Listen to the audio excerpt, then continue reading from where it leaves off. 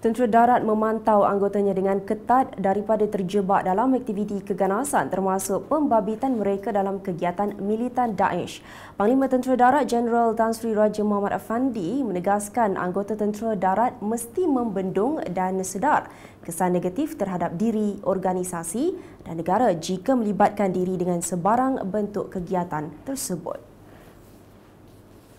Sehubungan itu, Tentera Darat mengambil langkah proaktif bagi memerangi ancaman militan Daesh daripada terus menular. Jadi kita try to insulate. Kita akan insulate bekerjasama dengan RISIK dan sebagainya dan kaedah-kaedah yang kita ambil, kita lakukan.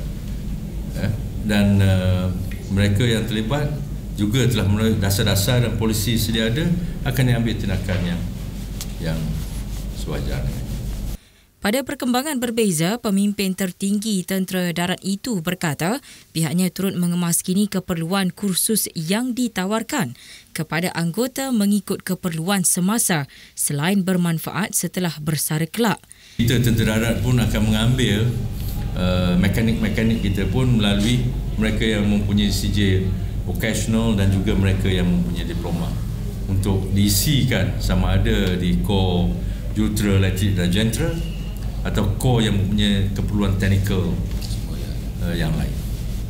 So ini adalah tuju yang kita buat, kita ingin mengorakkan. Saya tadi menyatakan kursus ada kursus lain kita cuba lakukan untuk mendapat pengiktirafan kursus muzik tadi. Mungkin kita akan berusaha untuk menjadikan itu diberi penarafan diploma. So kalau kita ini memang satu pendekatan yang baik untuk mereka lah, mensejahterakan mereka selepas mereka bersara nanti. Beliau berkata demikian pada sidang media selepas perbarisan tamat latihan prajurit muda di Pusat Latihan Asas Tentera Darat Pusasda Port Dickson hari ini. Seramai 1,581 prajurit muda terdiri daripada 1,540 prajurit lelaki dan 41 prajurit wanita telah berjaya menamatkan latihan bagi pengambilan kali ini iaitu Siri 180 2016 dan wanita Siri 42 2016.